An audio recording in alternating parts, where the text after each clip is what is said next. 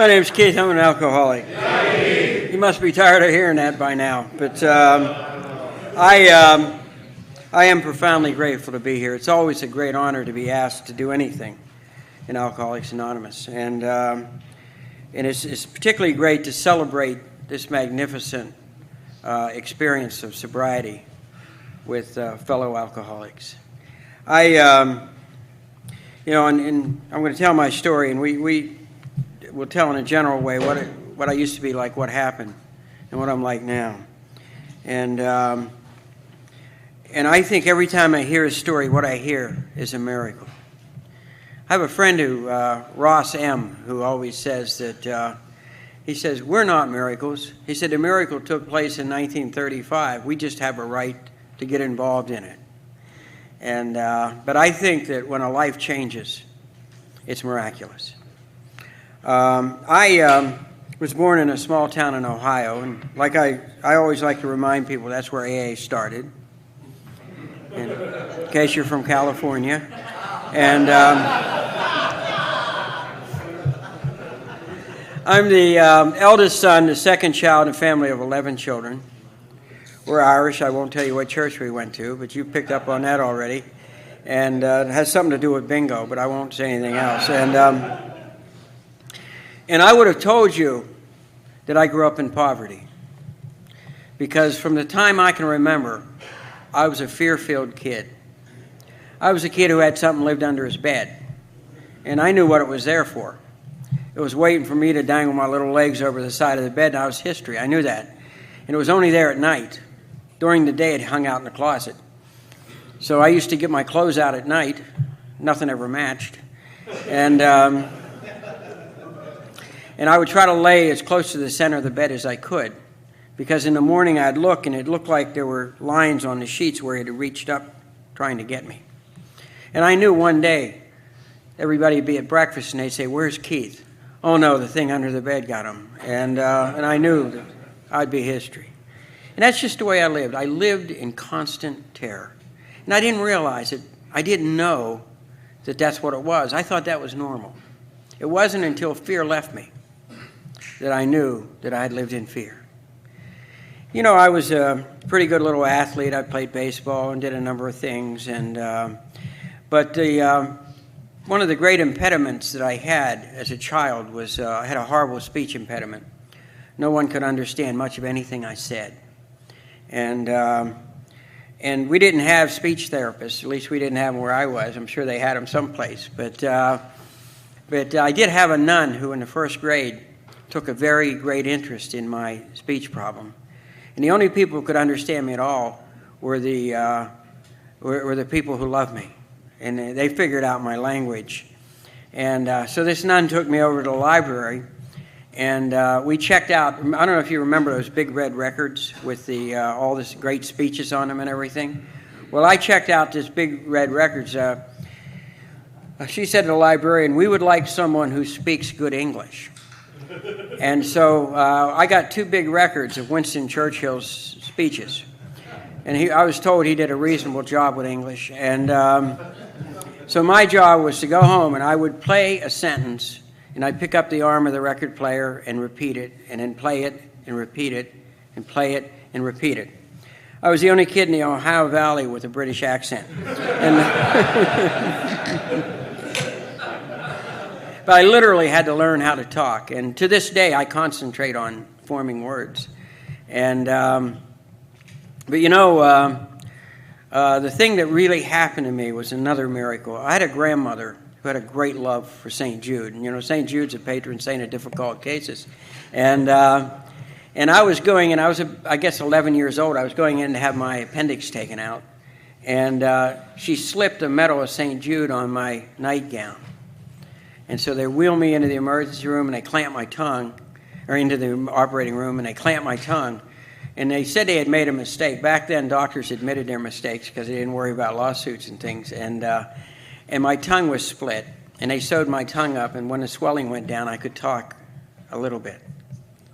And so, you know, my life was based on miracles from early on, but I just never recognized them as that, because as a fearful kid, I was spiritually ill. I loved the church I went to. I would never go by St. Mary's that I didn't run in and visit with Jesus. I'd say, I want to go play ball. If you want to come and watch, you can. And I had an example around me. I mean, very, very spiritual people around me. Aunts, uncles, grandmother, just a really great bunch of people. And like I say, I worked very, very hard at being accepted. And it seemed like I never measured up in my eyes. And so I wasn't very good at being good. I have a sister 2 years older than me, and she's an absolute genius, valedictorian, all of that, you know. And she's now a nurse and just a marvelous lady. But when I'd get into the class she'd been in 2 years before, the nun would say, "Oh, you're Patty's little brother." And I knew exactly what she was expecting. She was expecting me to be smart like Patty, and it wasn't going to happen. And so I decided if I couldn't be good, I was going to be bad, right? So I'm in high school, and I start my own gang, right? Now, we're sitting around trying to figure up a name. All the good names were taken. And we were studying history at the time, and we were studying the great composers, and we were studying Wolfgang Mozart, so we became Mozart's Wolfgang. And I was Mozart, and one of the guys, Mike, a friend of mine named Mike, owned a 1938 Cadillac LaSalle hearse, so we drove around in a hearse. And we planned our first job. We were going to knock off this convenience store across the street from the high school where we used to go buy our cigarettes. Well, we didn't actually knock off the store. What we did was we stole a watermelon from in front of the store. And we went across the tracks and we ate the watermelon before we went to school. We were really bad. And during the course of the day, all 6 of us snuck over and paid for the watermelon. Guilt's a terrible thing when you're trying to be a hoodlum. And so the next morning we go over to buy our cigarettes. We used to buy those little cigars between the acts. I don't know if anybody remembers those, but the old man said, "Boys, sit down." He said, "Give it up." He said, "You're not good at being bad. Give it up." You know, so we failed. And I was suspended a number of times in high school. As a matter of fact, the school board was made up of the pastors of the various, it was a Central Catholic high school, and the school board was made up of the pastors of the various parishes. And one day I get a call from Monsignor Close. And he said to me, "Keith, are you all right?" I said, "Yes, Father, I'm fine." "Why?" He said, "Well, I was at the school board meeting. Your name never came up. I thought maybe you were sick." And, you know, but basically what I was a mischievous kid. For example, we had a deal, you know, in biology class. Remember when you did the experiment about how long frogs could stay underwater and breathe through their skin? And, you know, and so I made book that my frog could stay down longer than everybody else's frog. And I filled mine up with mercury, and I won. And the frog was pushing away, but he wasn't getting up there. And I pulled the frog out, and I poured the mercury out. He was all right. He was better off than the frogs that we dissected the next day. And the nun was a little upset, so what I had to do was come in and serve detention, and I had to come in and clean up the biology lab the next morning. Well, I lived 20 miles from school, so I had to get up real early in the morning and hitchhike down and clean up the thing. And remember the Rubber Man Atom, where they take all the parts out and you had to name them, usually right after breakfast? And Adam was there, and part of what I was supposed to do was clean up Adam, so I cleaned up Adam, and I had Adam's bladder. And I went downstairs to the home ec lab, and I mixed up a little bit of yellow food color, and I filled Adam's bladder, and I put him in there. So the nun's going through all the organs, and she, heart, lung, liver, bladder, and this yellow stuff runs down her sleeve. She was so cool. She said, "Mr. Lewis, I'd like to see you after class, please." I mean, she never liked, you know.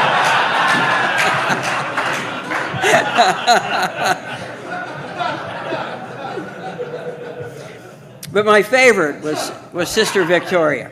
Good old Sister Victoria. Sister Victoria was a librarian, and you served a lot of detention in a library. And I spent a lot of time with Sister Victoria, and And she was an odd duck. She'd say weird things like every boy's a prince and every girl's a princess because we have a father who's a king. You know, we'd run around calling each other Prince Keith and Princess Mary and things like that. And I was such a cynic. And when you served attention with Sister Victoria, you made rosary beads. They had wires and pliers and little beads and metals, and, you know, you made them. And I made a lot of rosary beads. And she just used to put me behind a magazine rack. She said I was a prince, but I was contagious. And so I'm back there making rosary beads, right? Mine were different. Your average rosary bead has 10 beads to a decade. All mine had 11. And they take these beads and send them to the missions all over the world, right? So after like 4 years, there's hundreds of mutant rosary beads all over the world. And you know, and I'm getting ready to graduate, and if she didn't know what I'd been doing, it would have been like I wasted 4 years of my life. So I went to her and I said, "Sister, you know what I've been doing the last few years?" She said, "Yes, you sly little prince." She said, "You've been making rosaries and you've been putting extra beads in all the decades, and I know why." And I remember thinking, I hope she tells me, because I haven't the foggiest idea why I do it. She said, "People all over the world are praying extra prayers, and God's going to give you all the credit." Don't you just hate people like that? And then she terrified me. She terrified me. This kid who, with his speech impediment and all of that, in my head I still had a speech impediment. And she said to me, she said, "When I met you, I knew you were a very special child of God." And so she put a medal of St. Jude on her long beads, you know, the kind they wore to bang on the desk when you're taking tests and things. And she said, "Every time I get to this medal, I say a special prayer for you." She said, "You're going to go around the world and tell God's children how much he loves them." And I was terrified. I didn't want an assignment like that. That is not what I was in this thing for. I was in this thing for me, right? And much to everyone's surprise, I graduated. And I had no earthly idea what to do with my life. It seemed to me everybody in my class knew what they were going to do but me. And so my thought was, I'll go away. If I go away, they'll think I'm doing what it is I'm supposed to be doing. And the way you went away, you either went to school, and there wasn't a big chance of that, or you go into the military. Back then, all the men went to the military. It wasn't if, it was where and when. And so I took my very first inventory. You know, I took my shirt off, I stood in front of the mirror, and I flexed my muscles, turned sideways and stuck my chest out. And I told you I was 5 feet 1 inches tall and I weighed 113 pounds. I was a born killer. So I went over to Wheeling, West Virginia and joined the Marine Corps. Now, the problem with that was that I was 17 years old, and my parents had to sign for me. So the recruiter shows up at my house with the papers, and my parents lost it. My father said, "Son, are you sure you want to do this?" I said, "Dad, I thought about this a long time. Hour and a half, I thought about it." And then my mother was crying. She just came apart, God rest her soul. She was just crying. So under protest, they signed the papers. And all night I heard my mother crying. My father was consoling her. And she kept saying, "Scott, don't kill him. Don't kill him." And he said, "Don't worry, Pat, they won't take him." So with that vote of confidence, the next day, we got in a taxi cab and we went to Wheeling, West Virginia, and they put me on a Greyhound bus to Pittsburgh, 60 miles away. It was the second longest trip I'd ever been on. Once I went to Cleveland, but the game was rained out.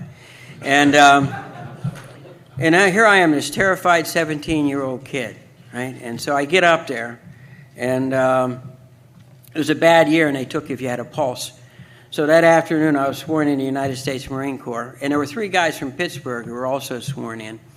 And they said to me, they said, "Hey, kid, we got about 10 hours before the train leaves. We're going to go over and have a sandwich and a beer." And I said, "That's just what I was thinking." See, the way I dealt with life was I watched what you did, and I did it so quickly it looked like we were doing it together, because I had no earthly idea what to do with life. And so they take me over to this bar in Pittsburgh, and we walk in, and the place is filled with real men, you know the kind. And they all have real women with them. Real women hang around with real men, and guys like me used to get what was left.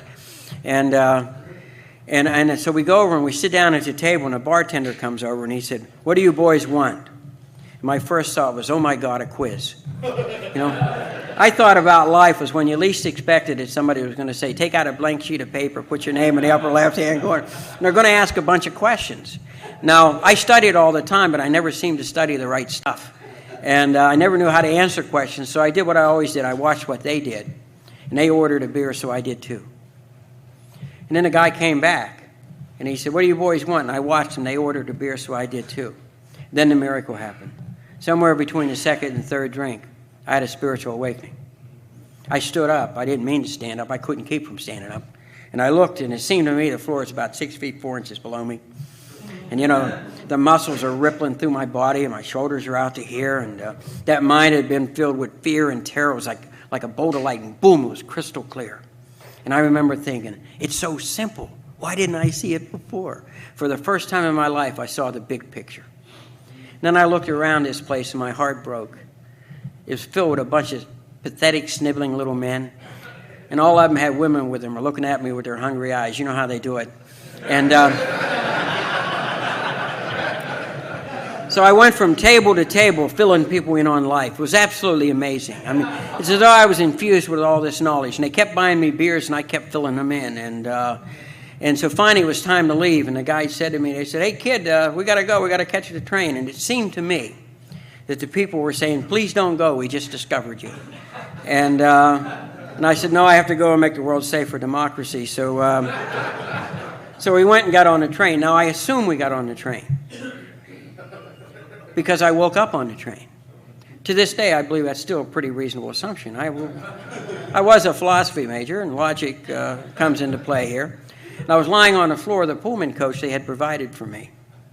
And someone had wet the floor I was lying on, and whoever had done it had wet me too. And we're in Washington, D.C., which is 3 times as far from my home as I'd ever been. And I got up and I changed my clothes. And I got off the train, and the guys are standing there. He said, "What took you so long?" I didn't share. And you know, I always said that was my first drinking experience, but it wasn't. It was my second. My first drinking experience happened when I was 5 years old. I was at home. I didn't go out a lot when I was 5. And my dad was watching myself and my brother, Dumb Denny. Denny's a year younger than me. He was 4. And Mom was either to bingo or having a baby or something. And Dad was watching us. And there was rarely alcohol around our house. One, we never had much money. And number 2, both of my parents had alcoholic parents, so they were pretty much afraid of alcohol. But there were a few beers in the refrigerator, and I guess Dad thought it just might be funny. So he got a beer for himself, one for me, and one for Dumb Denny. And they gave us those little jelly glasses. Remember the ones with the cartoon characters on it? Yeah, well, mine had Superman on it. I don't know if that is significant or not, but I drank my beer, and nothing happened to me. Denny, on the other hand, was having a spiritual awakening. He's rolling around under the table singing "Mary Had a Little Lamb" and other drinking songs, and Dad wrestled him to the ground. He got his clothes off and put his jammies on him, and he took them up and put them in his bed. And he said, "Now, don't tell your mother about this, and I'll take you to the movies on Saturday." Now, they don't negotiate with you a lot when you're 5, so I'm game. But Denny was having the time of his life. He's singing and carrying on and having the time of his life. And I'll never forget this. Little Denny stood up in his crib, and he urinated on the floor. You know? And I remember thinking, you know, there's a kid who's powerless over alcohol, whose life has become unmanageable. And you know, it's the saddest story. Denny never made it. It's just the saddest story. He grew up and did some really odd things. I'll give you some example. Denny went to one university. He had one major, you know, and he graduated in 4 years. I never heard of such a thing, graduated in 4 years, you know. And then he went to one graduate school. He graduated first in his class. He was offered like 9 jobs. He took one, you know. He retired at 51 years of age as senior vice president in a large international corporation. And the strangest thing of all was he married one woman. Now, here's a guy with the world in the palm of his hands when he was 4 years old, and he just let it slip through his fingers. You know?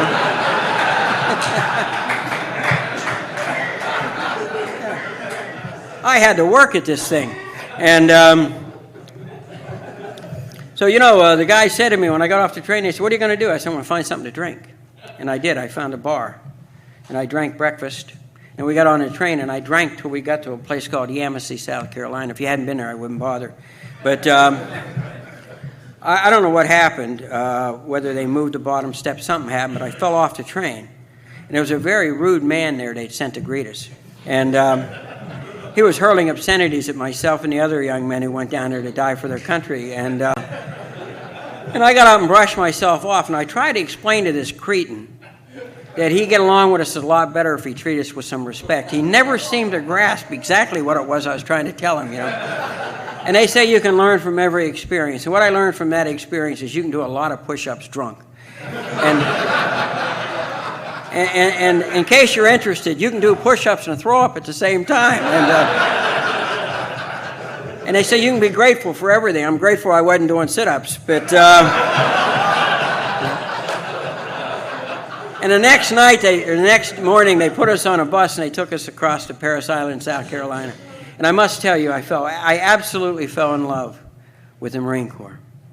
They were, there was all the screaming and all that stuff, but it didn't seem to faze me much. I just fell in love with it. And, I told you some of my story, and I ended up winning Dress Blues Award, Outstanding Man. So every promotion I got was a meritorious promotion. I was going to spend the next 100 years in the Marine Corps if they'd keep me. And then I did what I did in every area of my life. I ended up violating every principle associated with that way of life. I think alcoholics are probably the most enthusiastic people I've ever met in my life. And, we often throw ourselves into a way of life. And what I did was threw myself into the Marine Corps, and I ended up violating every principle associated with being a Marine. I did the same thing as a married man. I did the same thing in everything I ever wanted because I was on a downward track. I was suffering moral degradation as a result of the deterioration of my spiritual existence.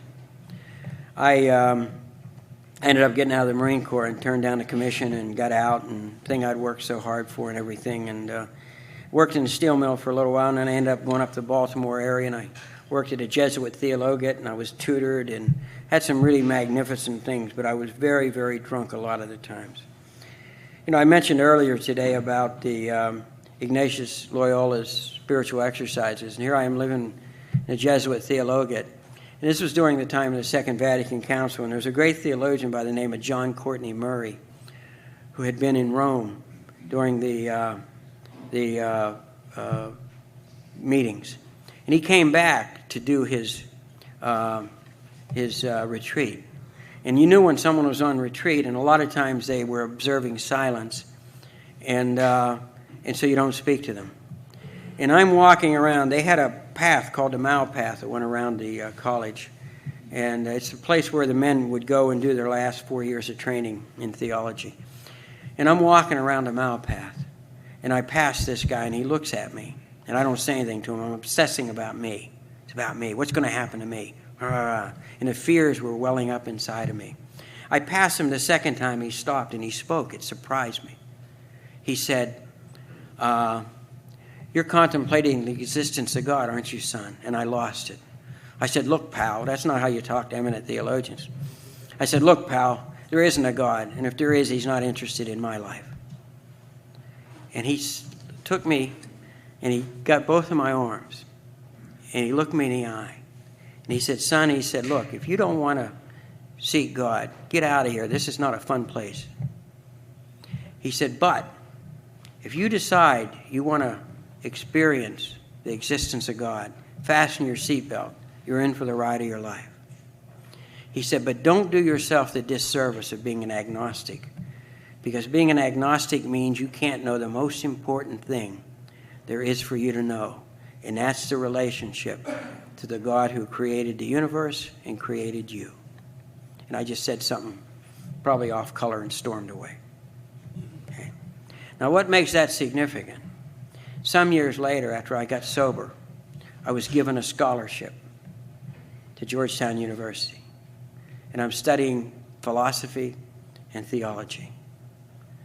And the professor said, "Mr. Lewis, would you please stand up and read from the Yale Lectures, page such and such?" And I stood up and I read that exact argument that Murray had delivered at the Yale Lectures. And I read that, and I'm sober now a year and a half, and I burst into tears. I'm standing in front of this class, sobbing. And the professor said, "Mr. Lewis, it's a moving article, but it's not that moving." And after class, I went to his office and I explained the story to him, and he wept. Nothing is wasted. in God's world. Nothing. You know, I ended up getting married to some poor, unfortunate woman. And we had our first daughter. Her name was Kelly. She was born. She was born in a hospital. My wife was an emergency room nurse, and she was born in a hospital she worked in. And then 9 months later, she's pregnant again. I'm passed out on the living room floor watching a test pattern, which was one of my favorite things to do. You know, I feel bad for people now that cable's here but you know, we used to watch the test pattern, and you watch it in your underwear, and my wife decides she's going to have this baby. And I'm passed out. She can't wake me up. She's in a panic. So she called our neighbors over. So they threw water on me and everything. And so finally I come to, and there are 3 people staring down at me with that look of disgust. And I jumped up and I ran in and I got dressed and I threw my wife in the car and I turned on the blinkers and I sped across Washington, D.C. And drunk, I took her into the emergency room in the hospital I worked in and demanded they take care of her. It must have been so horribly embarrassing for her. And our baby was born, and she was almost 3 months premature. She weighed barely over a pound. And I did the only thing I knew how to do. I ran home and went to bed. And my wife called me in tears and said, "Please come." She said, "I think our baby's going to die. I need you." And I must tell you, gentlemen, I was in a rage. I was in an absolute rage. And I drove back across town, and I went in, and I had long since given up on God. Life was about coincidences. And I walk in, and the chief resident on the neonatal nursery walked up to me. Her name was Mary Kate. Mary Kate had gone to high school with me back in Ohio. What a coincidence. And she said, 3 days ago we ordered an experimental machine. We put it together yesterday. I'd like to put your daughter on it. She said, I don't believe she's going to make it. And even if she makes it, she'll probably be retarded from lack of oxygen. She had a horrible case of highly membrane disease. And this machine was a negative respirator. And I understood it was like one of the first on the East Coast. And so I said, what does her mother think? Because, you know, there was nothing left inside of me to make decisions. And she said, look. And I looked, and my wife's walking up down the hall in a state of shock with a 1,000-yard stare. And I said, do whatever you think is best, Mary Kate. And so they put this kid on the machine. We had an office across from the neonatal nursery that we used because we did a lot of genetic testing with these kids. And at night, I sat in there with the lights out and the door slightly ajar, and I watched this little thing struggle for every breath. She'd actually retract off this little, it's unbelievable. And the third night is particularly crucial. And I watched my wife go in and baptize our little baby because I didn't think she'd live through the night. And you know what's sad is that I knew what to do because I had a father who was probably the greatest father and greatest husband who ever lived. And I know what my dad would have done. He'd have gone in and he'd have put his arm around his wife and he would have said, Pat, with God, we can do anything. So I knew what to do. There was just nothing left inside of me. There was no character left, no nothing, no strength, nothing. It had all dissolved in alcohol. And in an utter panic, I ran out of the office and I ran down to that chapel. Like I told you earlier today, I got on my knees and I begged God, please let her live. If you let her live, I'll do anything. If you let her live, I'll stop drinking. And I was drunk in 12 hours. I drank when I thought drinking would kill my little girl. The God I serve doesn't kill a little girl because her dad's sick. And, you know, that same little girl is an honor graduate from Auburn University. And she lives over in Alabama now. And about 4 years ago, I was down speaking at a conference in Pensacola. And it was early in the morning, and I called her, and I said, sweetheart, how are you? And she was crying. And I said, what's the matter? She said, Daddy, I have kidney stones, and it's causing contractions. And I'm afraid my little girl is going to come early, and I'm afraid she'll be just like me. And I was able to say to her, sweetheart, if she's just like you'll be the luckiest parent in the world. And an AA friend loaned me her car. And I drove for 3.5 hours. And I held my little girl. And we wept together and we prayed together. And her little girl did survive to term. And she's absolutely magnificent, just like her mother. And, but you know, she was sick for a long, long time. And I really wanted to be there. And I was incapable of being present for anybody. There was nothing left inside of me that had anything to do with strength at all.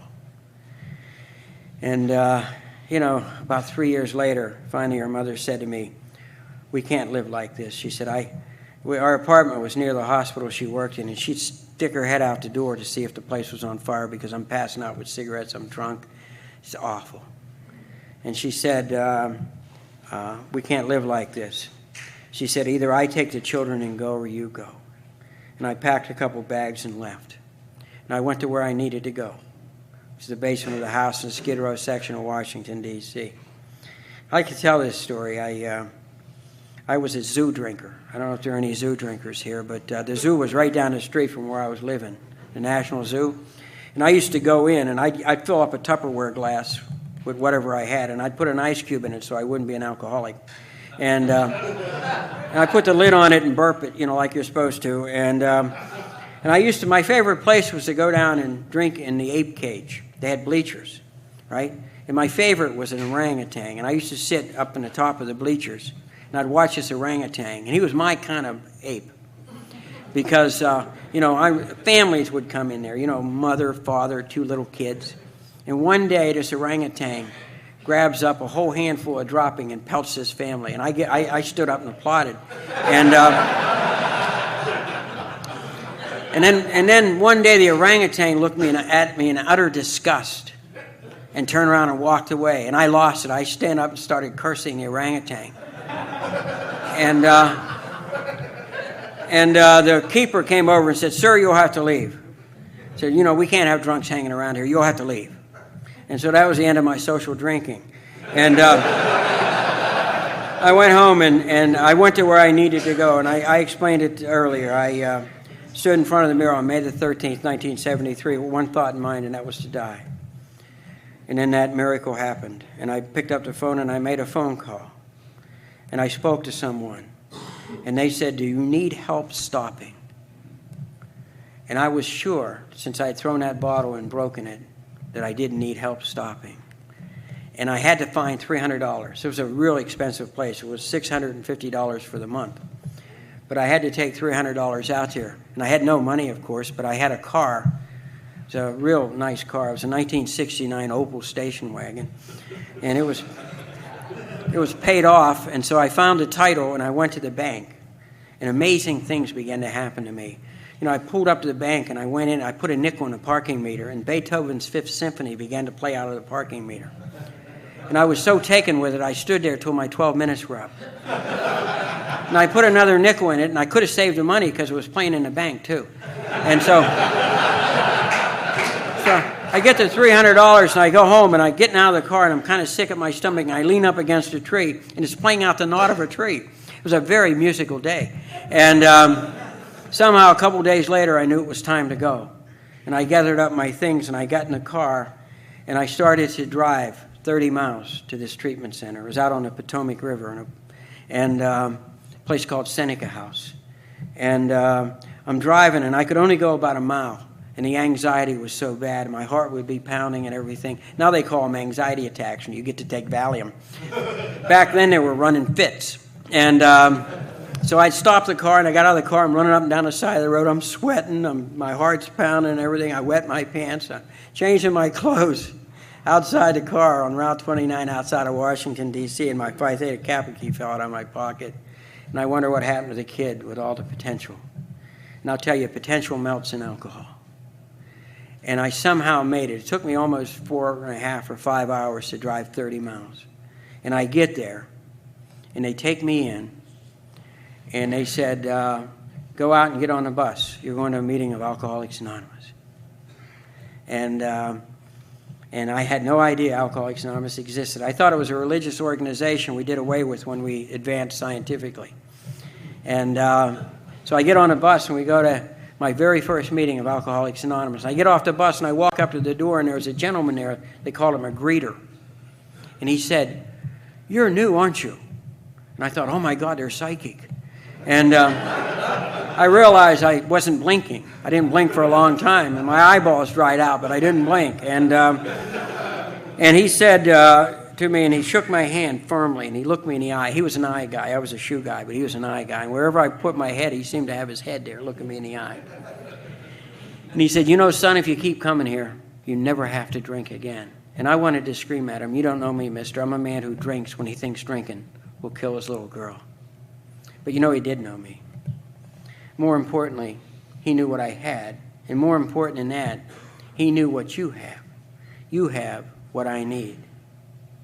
And he took me in and he introduced me to an old lady who got me half a cup of coffee and sat beside me and patted me. And halfway through the meeting, I looked at her and that old face exploded into a smile. And she said, "Honey, you never have to be alone again." And I started to cry. Because what I had been was alone, basically forever. The only time I belonged anywhere was between the second and third drink. And you know, I've never had to be alone, and I've never had to drink. You people keep your word. You really keep your promises. And I was thrown into this magnificent experience called Alcoholics Anonymous. And early on, I fell in love with it. I was in that treatment center a month, and after about 2 weeks, I came back and I said to my roommate, I said, "I love those people. I'd like to be just like them." And he said, "My God, they brainwashed you." And I said, "You know, if anybody's brain needs washing, it's mine." And you know, 1 year later, I'm celebrating my first AA birthday. And I look in the back, and my old roommate's back there. He's got a patch on his eye. And I knew how his year went. My year was absolutely magnificent. I was crazy as an outhouse rat, but it was magnificent. I'd studied in France. When I left France, I took a train to Italy. I lived in a monastery for a while. I did things that can't happen to a guy like me.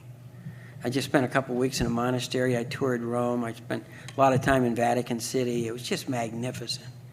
I met AA members over there who were members of the American Embassy, the British Embassy, the Australian Embassy. Wonderful people. I met the man who later translated the book Alcoholics Anonymous into Italian.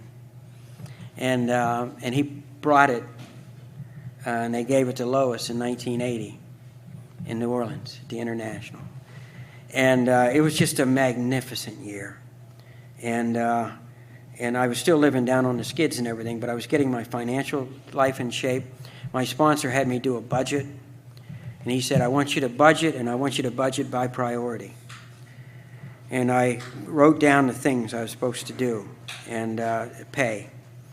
And he said to me, "Your child support's third." He said, "The biggest moral obligation you have is to support your children. The first check you write every month is your child support." And I had to move it up to number one. And those were the kind of lessons that I was taught. And the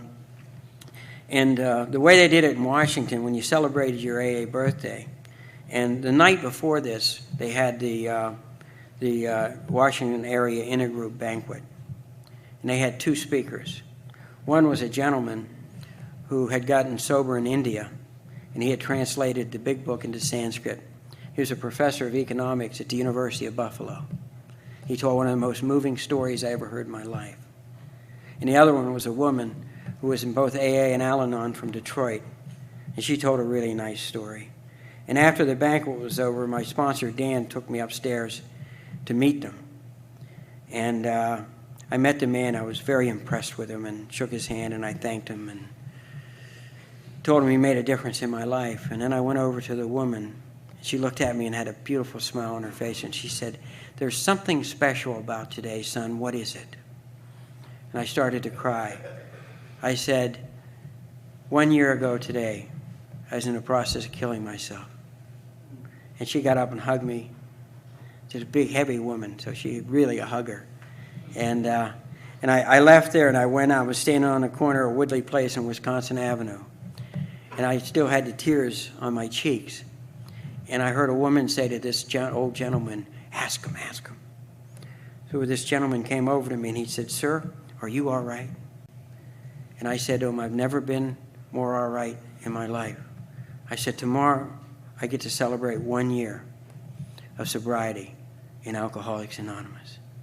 You know, I was only 4 blocks from where I had almost killed myself, but I was a world away from where I'd been.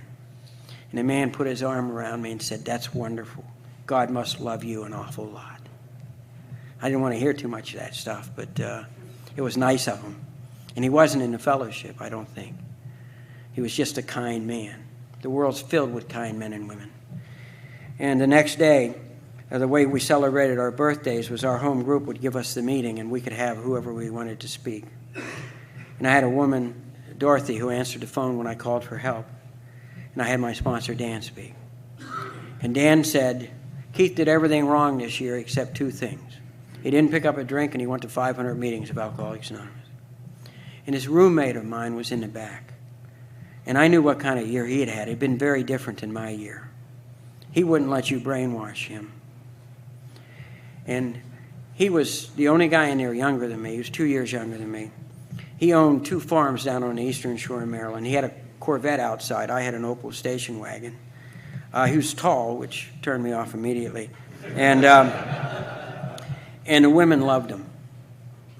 Right? He had it all. I had nothing.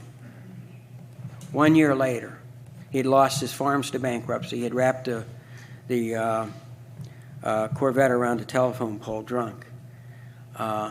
He ended up in the Howard Pavilion, St. Elizabeth's Hospital, not Howard Pavilion, but St. Elizabeth's Hospital for the Insane.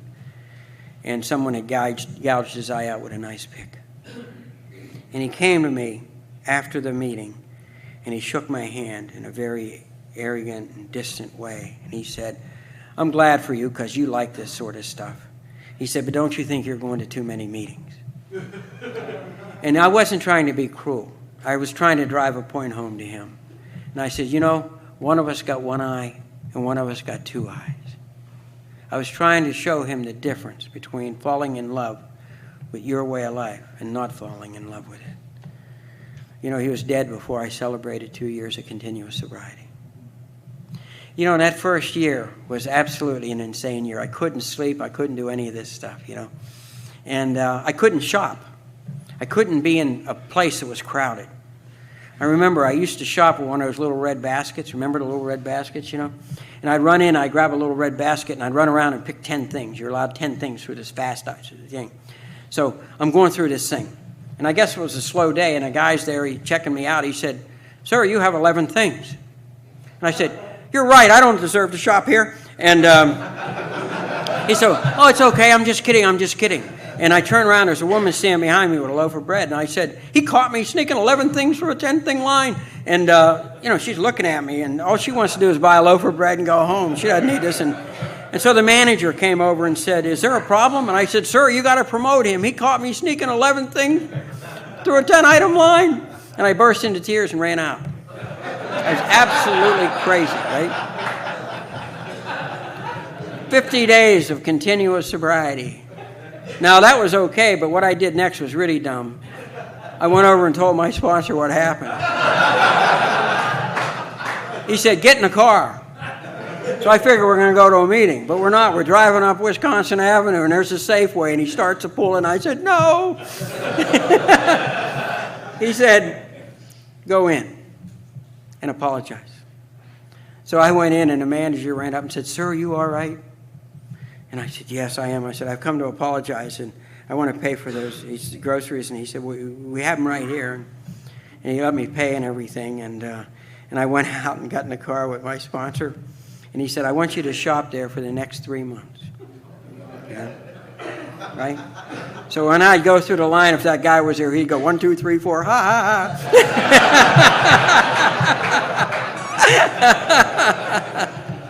And, you know, I couldn't sleep. And so one night, and what I used to do is drive around to the monuments in Washington, D.C. and read them. And what was really nice was I had the same problem Dick had. I could never remember the next day what they said the day before. So it was like it was the first time I ever saw him, and it was wonderful. And so I'm over reading the Jefferson Memorial, and I lay down in the grass. I'm looking at the stars. I go sound asleep. And I realized that the problem was I couldn't sleep. I was trying to sleep in the wrong place. So I went home. I got a sleeping bag. I came back. I laid it out on the grass. I laid down, and I'm just starting to drift off, and somebody's kicking my foot. It's a park policeman. He said, "What are you doing?" And I told him that I couldn't sleep, and that I was a member of Alcoholics Anonymous. I'm recovering from alcoholism. I can't sleep. I said, "This is the only place I found I could sleep." And he looked at me, and he said, "I'll tell you what, son." He said, "If you need to sleep, you come down here." You know, every few days, when I'm about to lose my mind from not sleeping, I'd get my sleeping bag and go down to Jefferson Memorial. And sometimes I'd be laying here, and I hear, "Hey, Keith, is that you?"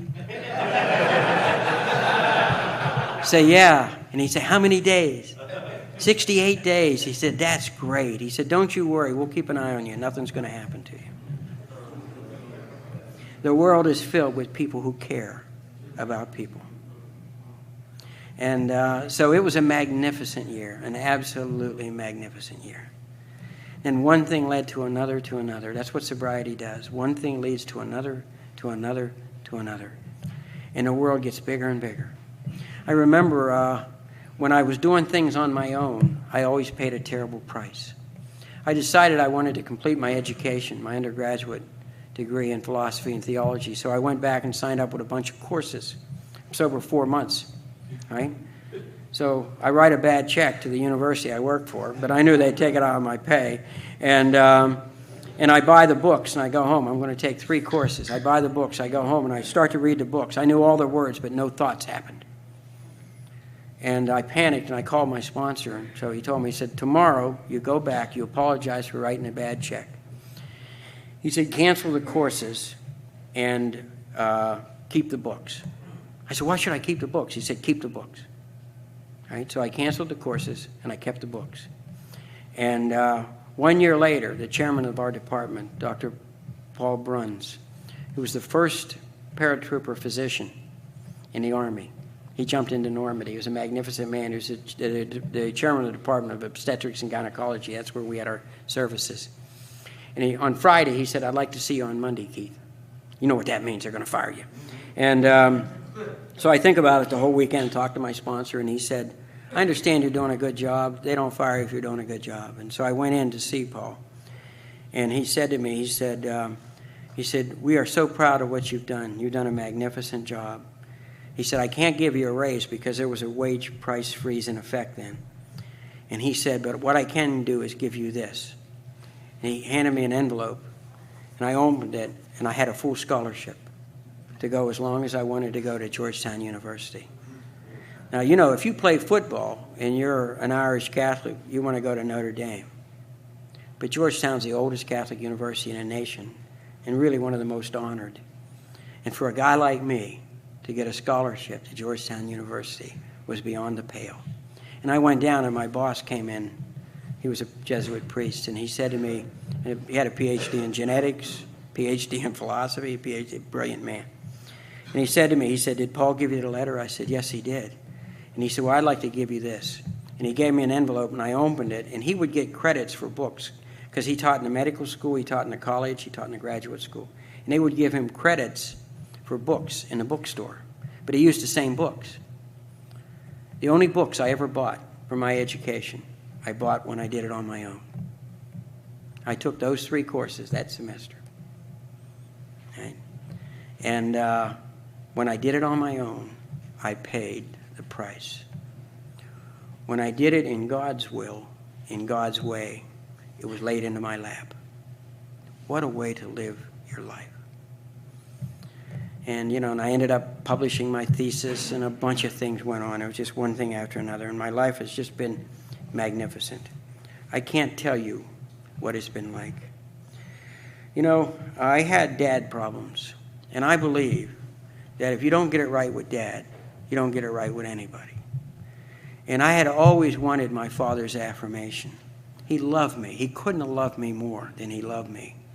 But he didn't say it the way I could hear it or the way that it meant anything to me.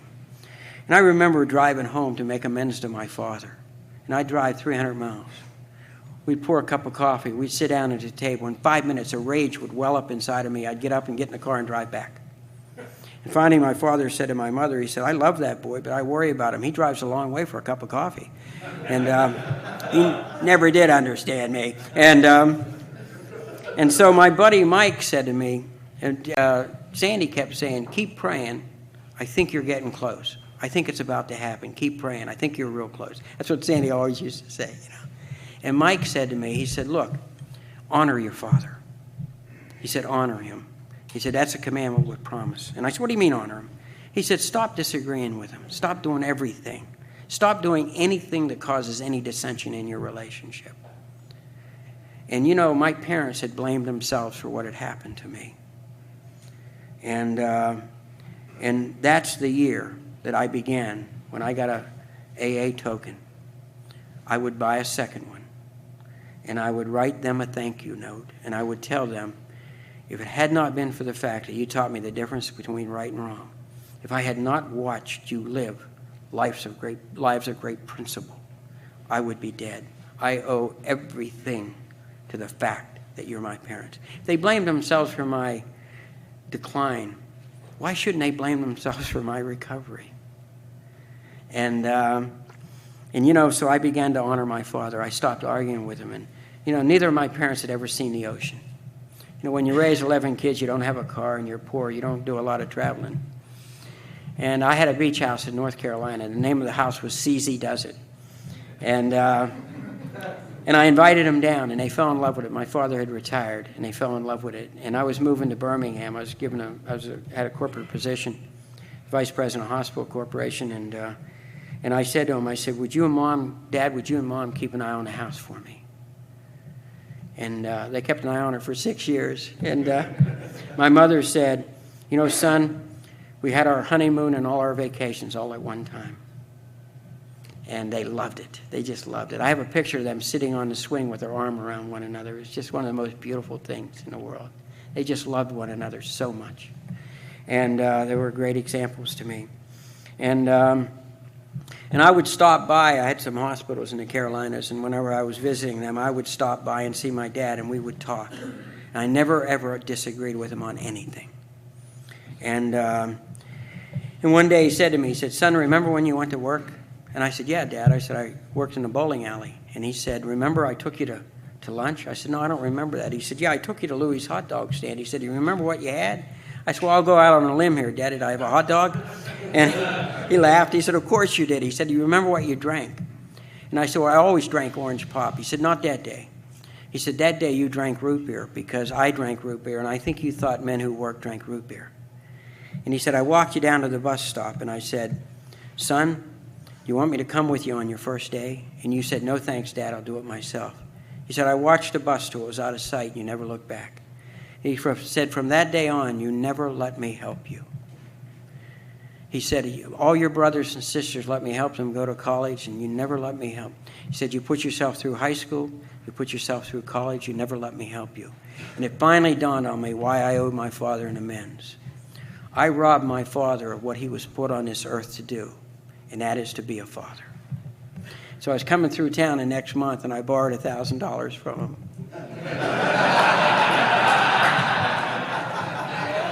And I put it in the bank for a couple months, and then I drew it out and I took it back to him. And from then on, we were just like that. Just like that. And I allowed him to be my father. And you know, I saw the depth of his character and his knowledge and his worldly experience. And I would run things by him all the time. And his answer was always the same. Have you talked to your friends in Alcoholics Anonymous? They have to be the finest and the smartest people in the world. That was his take on you. And you know, he moved back up to Ohio because his sister was very ill. And my brother Denny, God bless him, what a wonderful man. He bought the house my father was born and raised in. And he remodeled it and gave it to my dad to live in. And my father, my mother had passed away. My brother Terry passed away. 3 years later, my mom was dying of cancer. And I'll never forget, we went up to my brother Larry, who by then was sober, and we went up to see her. And we were sitting there, and my niece came in, and she was new in AA, and she said, Uncle Keith, Uncle Larry. you have to come to the meeting. My sponsor, Barbara's going to speak tonight. And I said, sweetheart, I'd love to hear Barbara speak. I said, but I was going to spend the evening with Mom. And my mother, who I thought was asleep, said, son, look at me.